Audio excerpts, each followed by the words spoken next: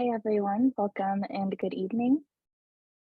My name is Jasmine, and on behalf of Harvard Bookstore, the Harvard University Division of Science, and the Harvard Library, I'm excited to introduce this virtual event with Matthew Cobb, presenting his new book, As Gods, A Moral History of the Genetic Age, joined in conversation by Kevin Davies. Thanks so much for joining us virtually this evening. Tonight's event is the latest installment in our Harvard Science Book Talk series, which works to bring the authors of recently published science literature to our Cambridge community and beyond.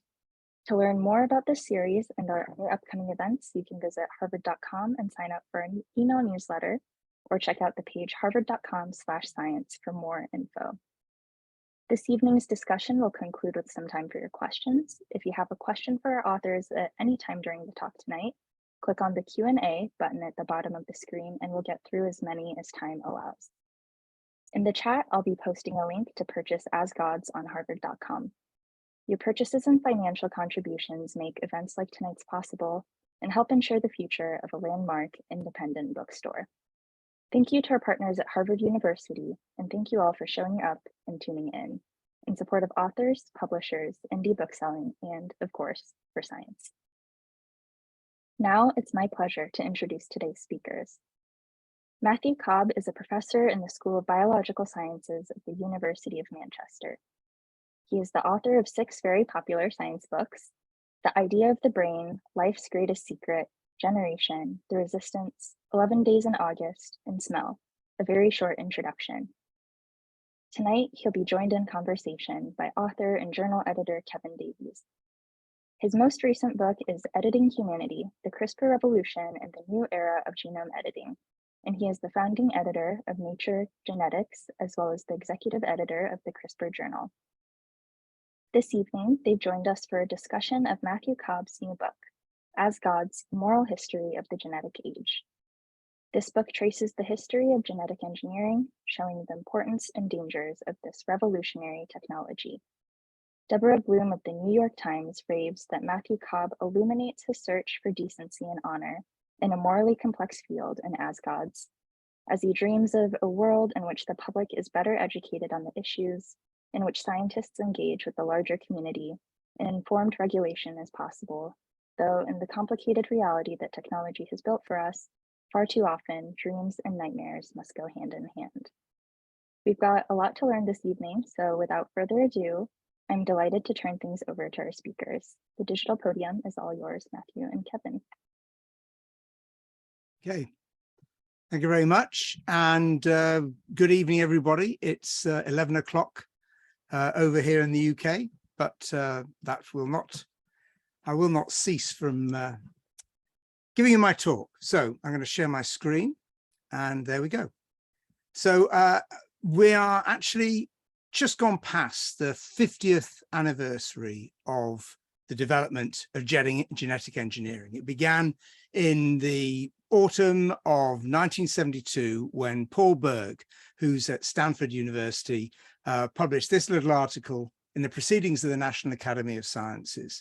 And although humans have been altering genes ever since we appeared on the planet, because we're predators, because we will alter the genes of the animals and the plants that we eat, this was the first time that we have been able to deliberately and precisely change a genome. And Berg's work actually led to a scientific revolution. Within 5-6 years, researchers from Genentech were able to develop a new way of producing insulin. They used genetic engineering to introduce the components of a human insulin gene into a bacterium, which was then literally within months after this picture was taken, they were able to produce it commercially. And this led to an utter transformation in our production of some drugs.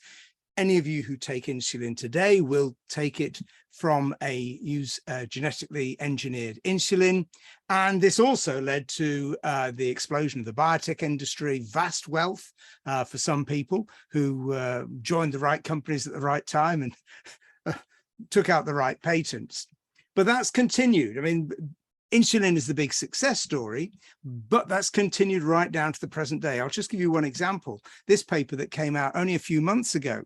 And unlike the Genentech researchers who did something very, very clever, but relatively simple, this research involved 56 different genetic edits in yeast, including introducing 34 genes from plants in order to enable this yeast to produce this, or the precursor of this new cancer drug vinblastine, which we can produce by more traditional chemical means, but this is much, much more efficient. So this is a process of using genetic engineering to produce new drugs, which is ongoing and which is really transformed the way that the pharmaceutical industry works.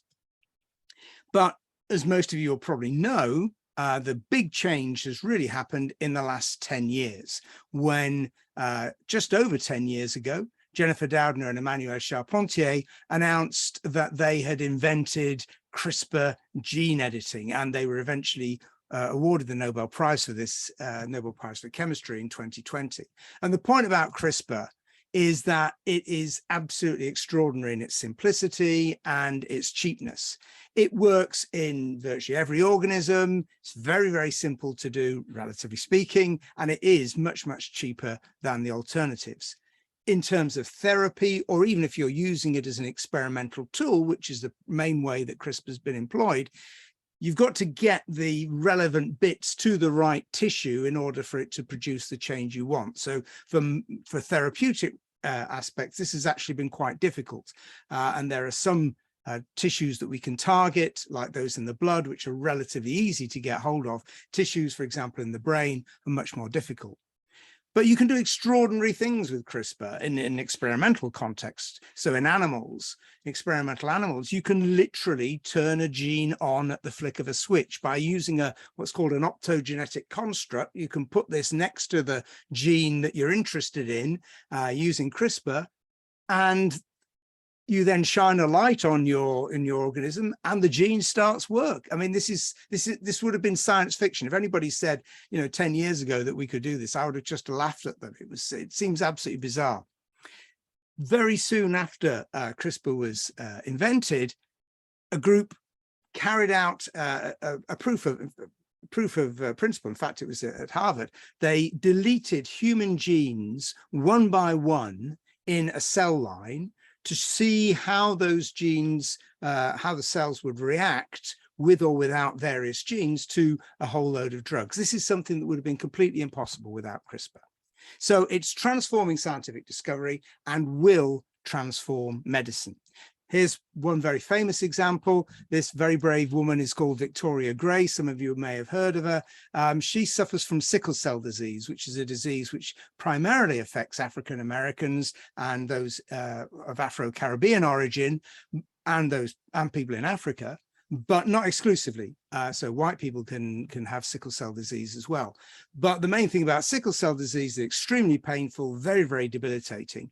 In May 2019, she underwent an experimental treatment. So this isn't a therapy, it's an experiment, very brave.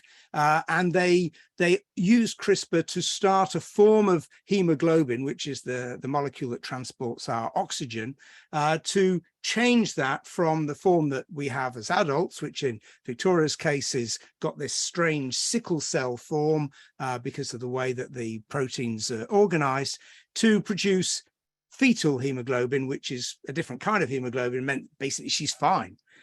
The edited cells is working. She feels much better. She said she was without pain for the first time in her life. So the medics are still very cautious, but this is the kind of thing we can do. We have remarkable possibilities for new treatments. Here's another example: xenotransplantation, the possibility of using kidneys, for example, from pigs to overcome our lack of kidneys for kidney transplantation.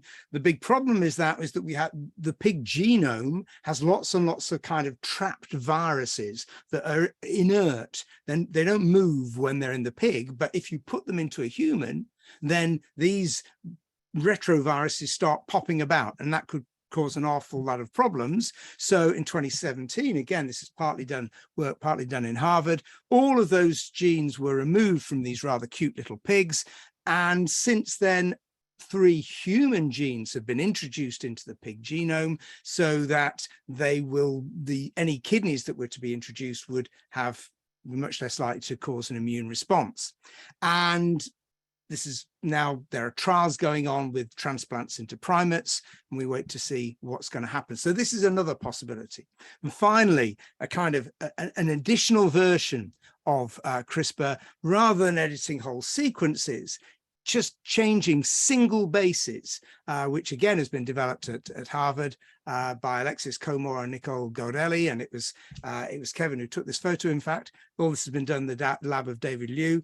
And for example, they've recently knocked down a gene that is involved in high cholesterol levels in a monkey, and a single injection of these base editors led to a reduction in cholesterol levels by 60%. So there are the possibilities of huge change, huge, not only discoveries, but also applications in medicine. But from the very beginning, what I want to concentrate on for the second half of my introduction is the problems that are associated with this. And I think it's very striking that from the very beginning, the genetic engineering community has had a reaction to the science that it is doing that is unique in the history of science. Even before genetic engineering was a reality, in 1971, Paul Berg was convinced not to do an experiment because it might be dangerous. With the development of what was called gene cloning after Berg's experiment with 1972, the whole scientific community became very concerned that the experiments they were doing could be dangerous. And they called a moratorium, a pause, a research pause, which was global and was obeyed as far as we know.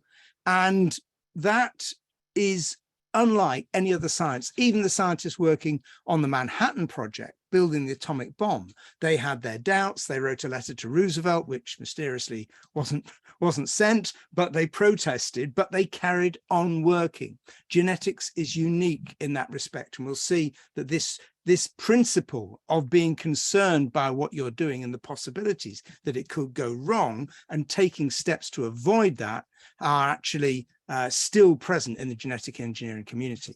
I'm going to concentrate on 3 new possibilities and potential threats very, very briefly. Firstly, I'm going to talk about pathogen manipulation. I'm going to start by saying that there is no evidence that COVID-19 was genetically engineered. Okay, there is a tiny little possibility that maybe it was being reared in a lab and it escaped inadvertently, but all the evidence at the moment we have points to a natural spillover event, probably from some kind of bat. But I don't want to talk about that. I want to talk about the research that is being done and that is dangerous. So throughout this century, there have been a series of events that have alarmed researchers. In the year 2000, a group of Australian conservationists accidentally made mousepox vaccine resistant. Now, mousepox is, as the name indicates, it infects mice. Now, you might think, well, why is that worrying? Because mousepox is incredibly closely related to smallpox. And the procedure which they carried out, which made the mousepox vaccine resistant, if the same principle were applied to smallpox, then all of us who've had smallpox injections would now be, have been vaccinated and are immune to the disease, would now be susceptible. And all our vaccines that we've stockpiled in case smallpox were to reappear would be useless. So this was extremely alarming. After 9/11, there was great concern about the possibility of bioweapons being used by rogue states or terrorists. And this led to a massive expansion of US research on pathogens and trying to predict how they could be made more dangerous. First, researchers reconstructed the 1918 flu virus, which is far more dangerous than COVID-19.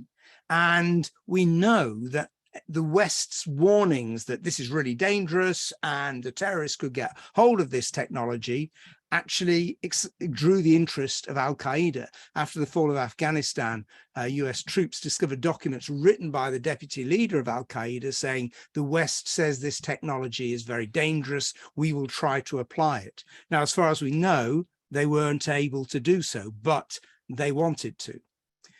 the outbreak of SARS, which is another coronavirus, which appeared at the beginning of the century and was basically, we dodged a bullet then, we were very lucky. Basic public health measures in China and around the world stopped it from spreading, stopped it from getting out, like we've had with COVID-19. But the outbreak of SARS led researchers, in particular in the US, but around the world, to try and think, well, what could possibly go wrong? How bad could this get? And this was the development, therefore, of gain of function studies. You've probably all heard of this. That is researchers finding a disease and trying to see what would happen if it mutated further. In other words, they're trying to make the disease worse in order to be able to predict what might happen. So these aren't crazy people. They might be ill-advised, but they're not crazy, and they're doing it for the right reasons. But in 2012, we had another crisis moment, because in 2012, Ron Fauci, who was a researcher working on gain of function studies of bird flu, H5N1. H5N1 is very, very dangerous indeed. There's currently an outbreak of it around the world in birds, but it's not a problem for humans unless you touch an infected bird. So that's the reason why if you find a sick bird, do not pick it up because you might get ill. But what Ron Fauci did as part of this project to try and work out what could happen, how bad could a bird flu outbreak be, he did what he called he said it was really, really stupid. He made H5N1 transmissible through the air, like COVID-19. And this, frankly, scared the willies out of him and of his colleagues who he explained it to. And so they had another of these research pauses. This time they were expecting it only to last for 60 days. In fact, it lasted for about 8 months. And there was big debate about the funding of such research. Was it a good idea? And so on. Various biosecurity problems in China and in the US with various lab leaks of other viruses led to the questioning again of the usefulness of gain of function research. And this is still debated within the scientific community, but it is going on. Second thing that, again, you probably know about is the possibility of heritable genome editing, so changing genes that will be passed down the generation. This was announced in 2018 when Jiankui, a Chinese scientist, announced the birth of 2 girls that had been edited as embryos. We now know there were 3. There was another baby that was born shortly afterwards. You got to remember these babies were normal. The embryos were normal before he got his hands on them. They were deliberately mutated. And above all, the procedure didn't work. The wrong mutations were introduced. They're not in every cell. The girls are mosaic, which means they've got a mixture of genotypes in their cells. We don't know what will happen. Hopefully they'll be okay. The Chinese government, rightly, I think, is not turning them into a circus, but this is clearly very, very alarming. As a result of that, a whole set of researchers, Eric Lander, Françoise Baylis, Feng Zhang, and Emmanuel Charpentier, and Paul Berg, who's still around, they called for a moratorium, another research pause on heritable genome editing. But very strikingly, you'll notice that Jennifer Doudna's name is not here. There is not, in this case, unanimity on in the scientific community. So there is no moratorium, and some researchers may be very foolishly continuing with this work. Final thing, perhaps the scariest one for last, environmental manipulation. So the starting point is 600,000 people die every year from malaria.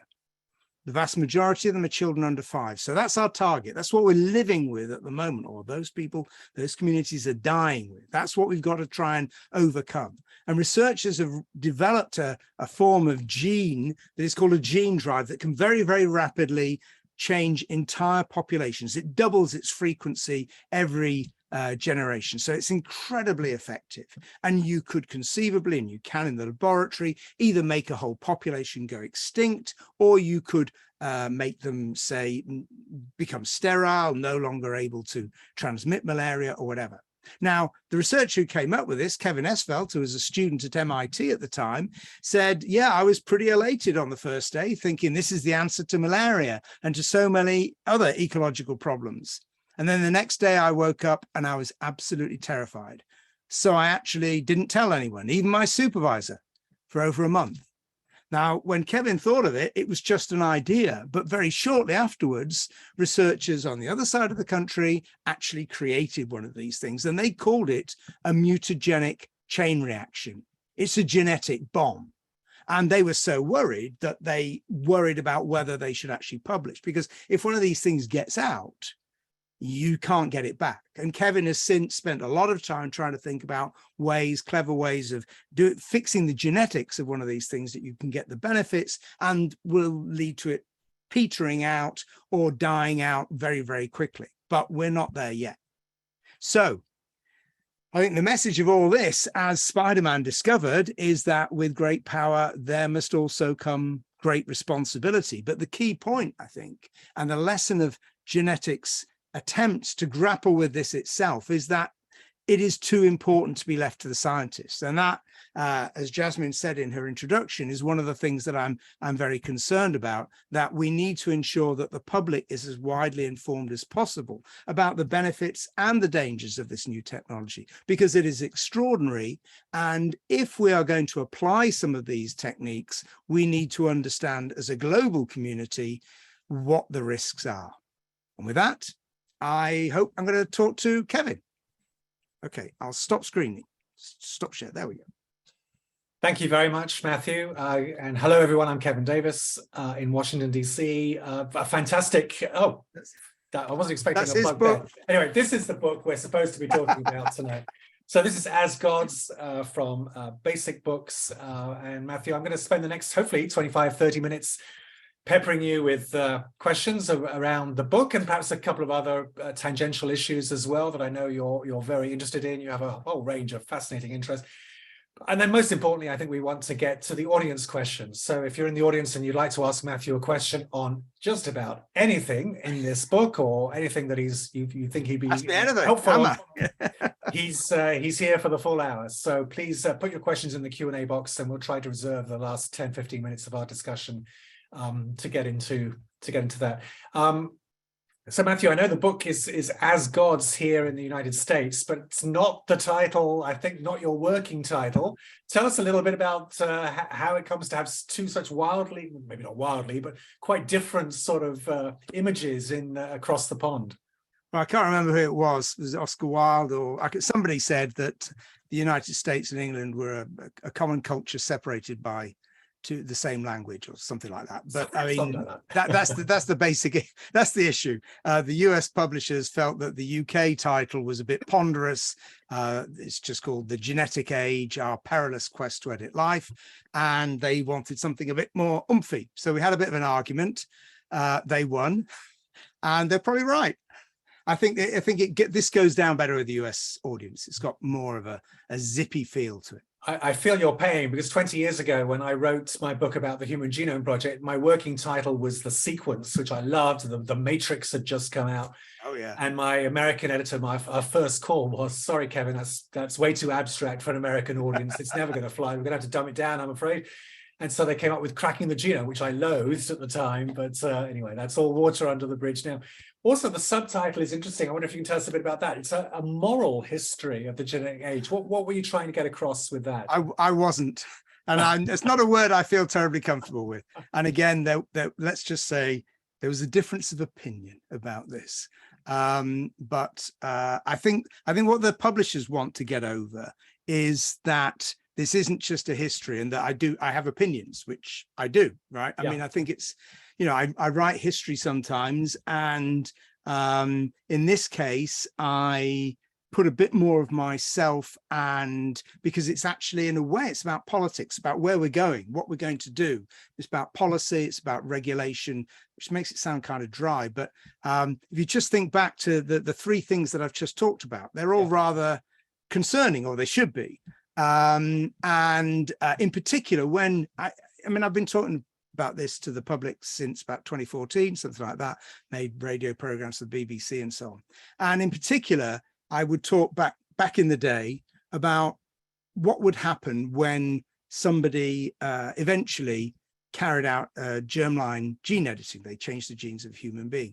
And I would say rather coldly to my students or to the public, well, the worst thing that would happen would be that the baby would die and whatever, and But when it was actually announced, when it actually happened, and heard Jiankui, and it was all over Twitter, and we were watching live streams of his talk, I was absolutely raging. It was a big surprise to me. I wasn't expecting that I would be so cross and so furious at what had happened, and so worried for the girls, which I still am.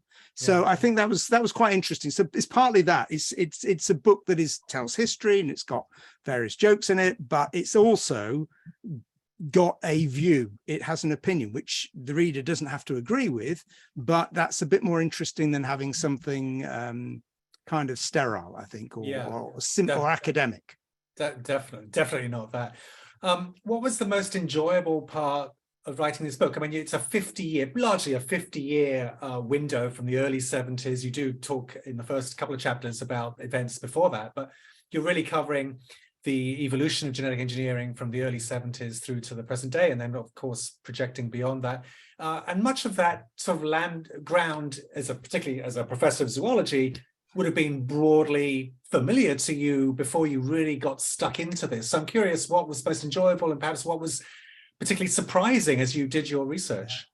Well, the two bits that really excited me and surprised me for finding them exciting were, firstly, I mentioned it very briefly in my introduction, the Genentech period. So, I mean, you've got to remember, Genentech was founded, I noticed this, I was quite proud of this little factoid, was founded, or incorporated, whatever they do, the same week that Apple Computer was, just down the road in Silicon Valley. So, I mean, this is part of the same world that we now live in, but was completely not even embryonic. It was a glimmer in mum's eye at this stage, with what it might turn out to be.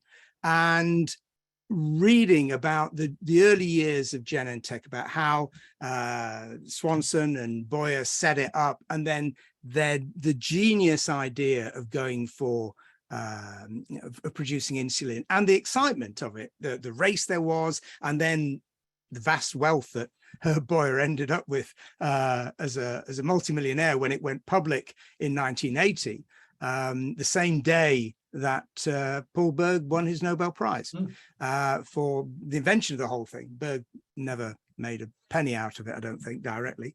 That was really, really exciting. And I'm not an enterprise kind of guy, I'm afraid. I'm a bit of a European old school socialist. And so reading about this, the real, people putting their livelihoods, their houses on the line, and then producing it, working. Of course, I didn't go much into the people who lost everything because it was crap. That was fantastic. It was really exciting. The other thing that I was very interested in was the original development of GM crops, and in particular, the work of Monsanto, who get a lot of bad press, rightly so, but their starting point was they wanted to develop GM crops to get out of chemicals. And I thought that was really interesting. And I made a little, during lockdown when I wrote the book, I also made a 3-part BBC radio series about this, which is available on the BBC website. Anybody can listen to it. And I talked to people from Monsanto about it. And that was really, really interesting, again, to hear how they'd done it, and the pressures and the excitement and the whole community there was of plant geneticists creating something which, whatever you think about it, has actually changed agriculture in key parts of the world, and above all, has reduced the amount of insecticide that we're spraying about. I'm sure we're going to come back to that theme. Matthew, about a year or maybe 2 years ago, for the 40th anniversary of Genetic Engineering and Biotechnology News, a publication with which I'm quite familiar, you wrote a little blurb for us to celebrate the anniversary, and you said, "Our ingenuity must be deployed not only to discover new potential therapies," which you touched on, but also to find ways of rendering them simple, safe, and cheap. How do you think we're doing in that regard?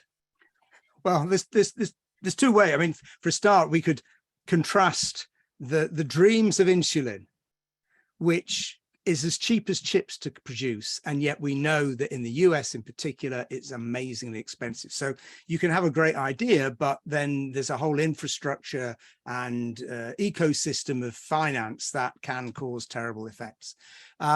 I think there is a major issue. So there was Eric Topol on Twitter tweeted a set of recent developments in, this is an article, I'm not sure where it is, maybe it's in your journal, about the recent gene therapies that are being developed, and they're all absolutely incredibly expensive. They're very, very specific in general, because they've got to target genes that we're really confident are involved in a particular form of cancer or a particular genetic disease. But they are amazingly expensive. And I think it was David Liu who said at one of the meetings about gene editing, said, we live in a world in which there is not equal access to spectacles. So how can this technology really help health equity and all the problems that we know that exist around the world? And you can think about that with sickle cell disease, because we are going to end up with a very simple cure, I'm convinced, for sickle cell disease, which affects millions of people around the planet. But will that be equally distributed? Probably not. So there are other bigger issues, and this relates to regulation, in particular for gene drives example. And this is where the science comes up against the politics. And your mileage may differ, so the readers can have different answers, but you need to recognize the problems before you can come up with an answer and work out, is this the answer that we as a global community want to apply? Yeah, as you said in your little summary, Matthew, the CRISPR itself is an incredibly cheap and easy form of gene editing. That's really why it's swept around the world over the last decade. But by the time you've manufactured it and developed the viruses and the vectors, and then figured out the cost of not taking that potential drug and then pricing your drug accordingly, it gets very expensive very quickly. And I think these are real issues. I mean, again, this is not something, I mean, I'm a professor of zoology. I know about, jellyfish and centipedes and things like that. So I don't know about getting a drug to market, except I know it's really, really hard. Yeah. And getting some insight into the commercial world, which is, of course, if you're producing a therapy, then that's what you need to do. It's great to have it may work in the lab or in a rat, but then actually making it work in humans, changing lives, that is an incredibly long process, and most drugs fail. And it's very, very expensive. And I think these are things that we need to think very hard about how we want to guide this research and encourage it to produce the best outcome for most people. I wanted to ask about the public perception of genetic engineering, which hopefully is something your book is going to inform in a major way. As you discuss in the book, the past 50 years of genetic engineering has been really, every step of the way, there's been some sort of public outcry or fear about the use of technology, and you go through them all pretty much. There's the early potential misuses, cloning, Dolly the sheep, genetically modified organisms, now designer babies in the wake of the CRISPR babies scandal. Is that does that come with the territory, or do you see that going away anytime soon? Well, in a way, I think it's going away, which is rather alarming. So, I mean, for example, CRISPR babies, I mean, we all went nuts. The scientific community went berserk, which was very gratifying in a way. It's that, a handful of people initially on the first day said, oh, it wasn't so bad, and then very quickly backtracked. And, so the scientific community was as one that this was awful. Even the people who haven't signed Jennifer Doudna may not have signed the moratorium, but she thinks it was awful. Let's be absolutely clear. Yes. She just thinks we can't control it, and so it'll go underground, and you're better off knowing what's going on. So I think I'm not sure that people around the world were really that alarmed by it. And then I noticed this because I was interested in one of the themes of the book is looking at how cultures treated this. So I asked on Twitter, it's my source of all information. I'll be using Chat GPT next time, but this time it's Twitter. What cultural products, films, books, or whatever, have there been this century about genetic engineering? And there really there've been a few books written, you know, but there's been nothing that has grabbed us. I mean, the last thing that really got hold of us was Jurassic Park, right, in 1992. There's been no film about GMOs. It's kind of odd. You'd thought, you know, given the worries there were, especially at the turn of the century, that we'd be making things, but it's very strange. And I think that indicates that public concerns, I mean, in particular in the US, for example, over GM crops, you don't necessarily know you're eating GM food, except if you're eating corn chips, then there most definitely are GM. But I think it's kind of going away a bit. And one of the things I was worried about is this acceptance of some things I'm not worried about GM crops particularly at all, in fact, but these new technologies which could produce great benefits, but can also, they're things we should be worried about. And I want people to be concerned about. I guess somebody's making a techno thriller about gain of function studies, I guess. Yes, probably. But you've got to remember, so, you know, Jurassic Park has carried on, but the moral dilemma, which is at the heart of the first film, where Jeff Goldblum's character says your scientists were so busy thinking about whether they didn't think whether they should, that issue disappeared after the first film. After that, it just became, hey, when are the dinosaurs going to get out? Yes. You know, what's Way going to go too long, wrong? in fact. So we've kind of lost that interest. So it's a challenge to creative types. I'm not sure why it's happened. It's quite extraordinary to see Jiankui, who you showed his photograph in your presentation. It was released from jail early. He was sentenced to 3 years for his actions in the CRISPR babies scandal. And now he's back. He's being rehabilitated. He's got a lab and new funders in Beijing, and he's working on his golf game every day. He's tweeting another slow motion shot of his I had hoped that he would be more discreet and go and work on Drosophila or something. Yes. Yeah. But apparently not. So that's very he still thinks he can make a contribution, I guess. You mentioned CRISPR, and you talked about a couple of other gene editing, precision gene editing technologies, which I agree with you are very exciting. During the course of writing As Gods, did you come across any other technologies or new areas of genetic engineering applications that perhaps haven't had the hype and the attention that CRISPR has, that you think deserve a plug here? I'm not sure. What you're obviously getting at something, Kevin. No, really. I just wondered if there was something that kind of tickled your fancy that you thought. No, I think the main thing is gene drives. That's the thing that really worries me. So that's why I close on that. The gene drive. I mean, it's really, really hard because you've got, you know, I can't emphasize enough, all of the scientists, and I've interviewed a lot of them, talked to them in various circumstances, they are in all these fields. You know, the worst they can be is like Jiankui, stupid and arrogant. But in general, the vast majority, 99.99% of them, are well-meaning, well-intentioned, including the people who are doing the gain of function study stuff, which I think we should ban myself. But, you know, that's just my view, but it is my view.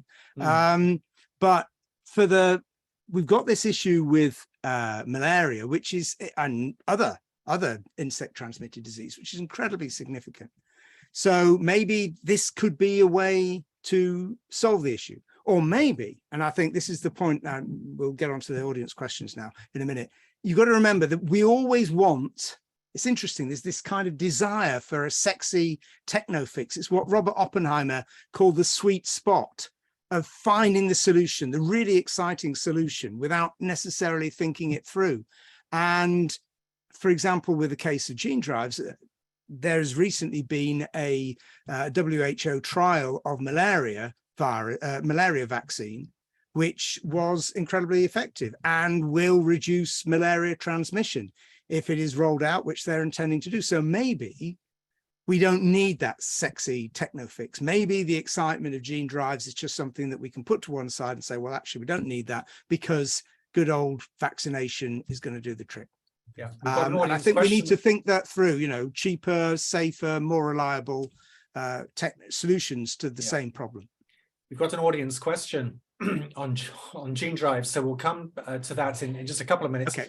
Before we get into audience questions, please keep them coming in the Q&A box. Matthew, I just wanted to widen the lens a little bit, because I know one of the books that you wrote before As Gods was Life's Greatest Secret, where you looked in particular at the events leading up to and beyond the discovery of the double helix, which celebrates, if a helix can celebrate its anniversary, it's the 70th or platinum anniversary of the construction of the iconic double helix next month. What are you? I imagine you're working on something. What are you working on to mark that anniversary? Well, I'm doing two things. In the long term, it won't be finished by April. I'm writing a biography of Francis Crick, and I've just got to the end of 1953. So I know the story.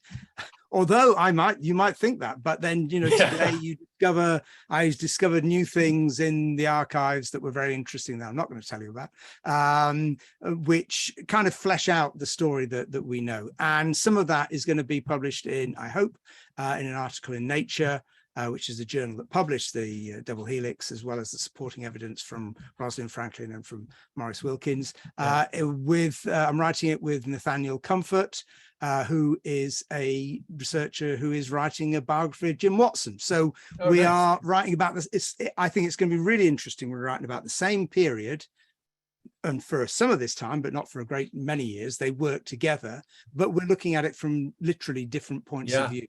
So that's been absolutely brilliant, working with Nathaniel.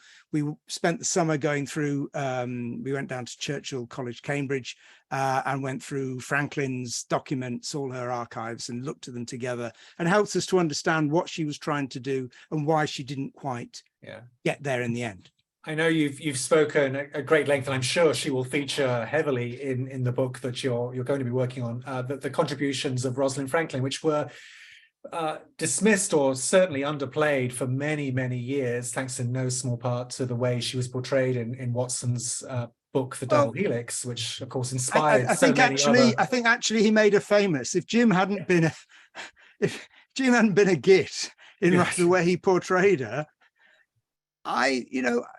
she wouldn't have the drive. I mean, I was looking today at I was just going through the London Times and the Sunday Times and looking for the frequency of Rosalind Franklin, and she's mentioned kind of 3 times between 1958 when she died and the turn of the century.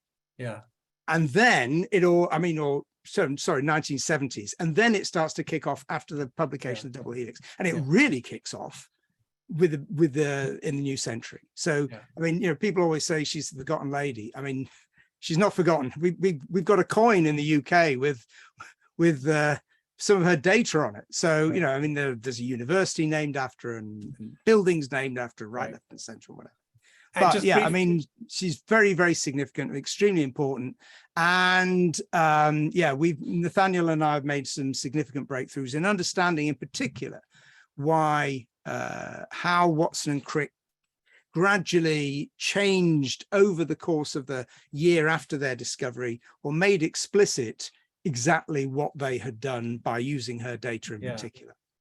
Even though the model, the double helix, was built and relied almost solely on her experimental data, she was, I think it's fair to say, but you're the expert, she was good friends with Crick especially, and Watson, and stayed with him for long periods, even when she was quite ill. Yeah, she's very, very good friends with Crick, and in particular with Odile Crick, Francis's wife. They got on like a house on fire. Some fantastic letters from Odile describing going to the theatre with Franklin, and Franklin came to parties at their house and danced until 4 a.m, and so on. So they had a whale of a time. Well, we've got about 15 minutes left, Matthew. Let's turn to some audience questions, and I hope the audience will keep these questions coming in. I'll try and keep the answers short. It depends how many more we get. Bill asks, first of all, says, great talk. What are governments, Matthew, doing to monitor possible pathogen development by quote unquote evildoers? Yeah, well, governments, not so much, but there are a whole series of attempts by researchers, and different initiatives have been looking at, in particular, the sequences, to try and find patterns in the sequences of newly identified pathogens, to try and see. I mean, you may remember unfortunate statements that was made at the beginning of the pandemic was that there was a signature of genetic engineering in the COVID-19 sequence. This isn't the case, but it did cause a great deal of excitement in the beginning of 2020. Yeah. So but that is not in principle impossible, and it may well be possible to trace both the development, because we're going to meet new pathogens, they're going to appear. But part of the worry is that this technology is extremely simple. But I think we need to emphasize this. Producing a mutation is relatively simple, but actually then if you were an evildoer and you wanted to release it, that is very, very tricky. And weaponizing these things, that information is not published. So scientists do indeed release all the stuff about how they introduced a particular mutation into a virus, into a bacterium. But what they don't do, I'm glad to say, is explain how you can then, put it in the reservoir, or whatever all the fantasies there were in the 70s that were going to happen. So they are, I mean, I hate to say this, but I think in a way we're reliant on the security services. But given that they didn't even know that the Russians had a massive 20-year program of genetic engineering of bioweapons in the 70s and 80s, I'm not sure we can be entirely reliant on it. Right. Next question is, and I think we talked about gene drives. You talked about gene drives, Matthew, but I don't think we sort of assumed that everyone knew what the concerns were. And somebody wants to ask, I don't understand the biology of the genetic bomb concern. Could you explain briefly? Okay, so let's imagine you wanted to get rid of mosquitoes from a particular area, because if you're living, say, in a village in Burkina Faso, which is one of the places that they're looking at for this, a lot of your children may be dying. So you can understand why you would be very keen on scientists coming along and saying, right, we're going to get rid of the mosquitoes because we can make them sterile and therefore eradicate them. As I say, this works in laboratory populations. The issue is, what will then happen? What will then happen both locally? So let's say we remove all of a particular species of mosquito. Now, it is the case that none of these mosquitoes are the sole food source of any other animal. So no animal is going to immediately starve to death, right? But ecology is really complicated. And if lots of, they are eaten by everything, because you've got to remember, they're not just those buzzy, annoying flies. They have a larval stage. So loads and loads of fish, other aquatic organisms will eat them at that stage as well. So you've got, they're an important part of the ecosystem, and you remove them. And if some species just go a little bit hungry, that might be untoward. You don't know we don't understand enough about ecology. Secondly, there is, how do you keep them where they're supposed to be? They move. That's how Zika virus got into Latin America. That's why we've got the creeping patterns of the various insect transmitted diseases that are going on around the planet. The mosquitoes are moving, they're changing their location. So a village in Burkina Faso might decide, but they would in fact be deciding for everybody. I mean, what Kevin Esvelt put it at one stage is that a release somewhere is a release everywhere, because this gene, unless we can come up with some clever kind of inbuilt breaks, which Kevin's been thinking about quite hard, that they will just, the gene drive will just expand and go everywhere. Yeah, which is a bit alarming. Yeah, and you're a zoologist, so you're this is home turf for you, I think. Kind of, yeah. Next question. Hi, Matthew. I'm curious. Getting off on a little tangent now. I'm curious what you think about the current rise of AI and the popularity of ChatGPT, which I know you've been playing with. How can we understand what's going on now through the lens of science ethics? Well, yeah, I mean, ChatGPT is very worrying. If anybody hasn't tried it, I suggest you go and do it and ask it a question. Ask it to write you a thank you letter to your grandmother for buying you a Christmas present, and it will write something really pretty, well, for a start, grammatically perfect, which is one reason that I think educators know that they will be able to pick out if students do use it, because its grammar and its punctuation is brilliant. But this is it's not conscious. I mean, and it doesn't know anything. It's very, very stupid, and it will produce references. If you ask it for a reference list, say on CRISPR, rather than going to the Wikipedia site and just getting all the articles by Dowden and Charpentier and all the rest of them, it will make stuff up. So you get these references that look really sciencey, and then you think, wait a minute, I don't actually know that. And you look for it and it doesn't exist. So they don't understand anything. But I think there is big ethical issues because, I mean, Nature has got, tomorrow morning, has got an editorial coming out about the use of GPT and other LLMs, they're called, in science. And they say for a start, nobody should use them. And if they do use it, if they've used them in their analysis, they've got to explain how they did it. And above all, nobody should be clever and have the AI signing the article, which a number of people have already done. And they make a very good point. They say being the author of a scientific article means you take responsibility for it. And these things, they don't know anything. They literally do not know anything. All they can do is copy patterns. They do it remarkably well. But I think it's educators that are going to have a problem, because if you give short questions that are relatively simple to answer, so up until kind of second year university level, it can do them. And so the students are going to have to learn to handwrite, or we're going to have to come up with clever, sharper questions. But it's going to be an arms race because the AI will get better as well. I don't know what the end point is going to be. It's very worrying. Right. I've got 3 more questions in front of me from the audience. So if you want to get in the queue, please enter your question quickly before we wrap up. Matthew, what are the 2 or 3 top issues that involve critical consequences about which geneticists are widely divided? Well, I think gain of function is probably the most debated one, in that it is stoutly defended by many virologists, right? And I'm not a virologist, I'm not an epidemiologist, so I don't, I have no expert knowledge. On the other hand, I have an educated layperson's knowledge, and it scares me, and I'm not convinced by the usefulness of it.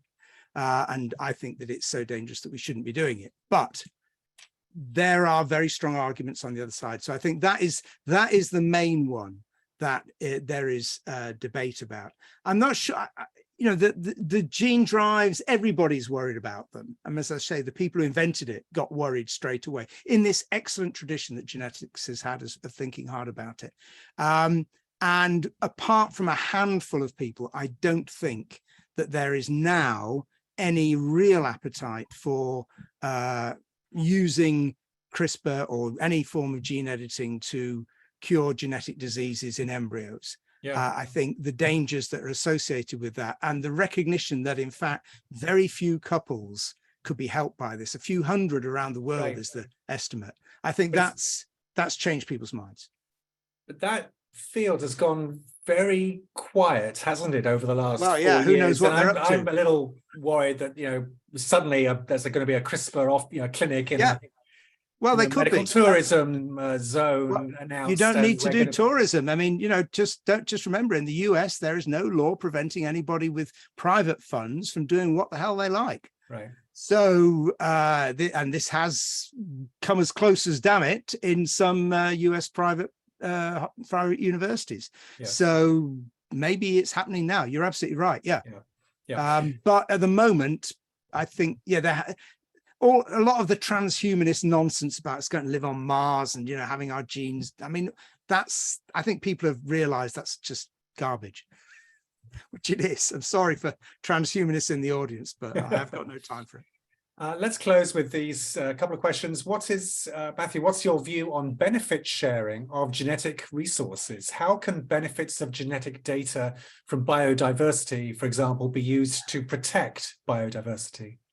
Yeah, I think this is very interesting. And I mean, it relates as well to genomes. I mean, human genomes, which are the most valuable thing. And Iceland famously sold its whole population, 800,000 people, all their genes. And this is I think this is a really important issue. And with biodiversity, I think there's a great concern, and in particular, indigenous peoples around the world are very concerned that either their genes or their their genes, or the genes of the animals and plants and microbes that live with them, could be exploited. And I think that the main way you get over this is by having co-production. You've got to do this with, not only with you going and talking to people, say we want to do this, but actually creating at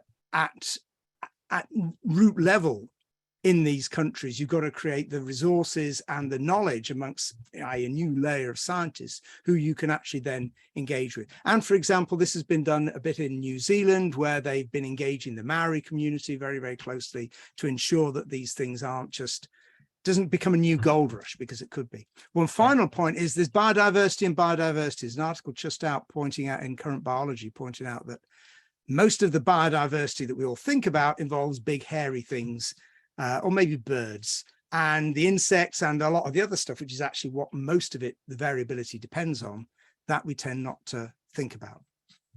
I'm just going to slip in a quick question here, which we kind of touched on. One of the frontiers of genetic engineering at the moment is de-extinction, and there are projects underway to try to quote unquote resurrect the woolly mammoth, which is quite well intentioned, I think it's fair to say. Oh, but yeah. A little speculative. I'm curious, you're a zoologist. What's your thought on this endeavor? Well, an intemperate tweet back in 2015, when this first came up, an intemperate tweet on my part led to me being a world expert on it, which I'm not at all. And I was on the British TV, and then journalists were phoning me up because I said this was a very bad idea. Now, I think the group Massive, as it's called, which is now one of the startups that's doing this, have rode back on their initial ambitions, and it's not de-extincting. They're going to kind of make an Asian elephant a bit hairier and more cold adapted.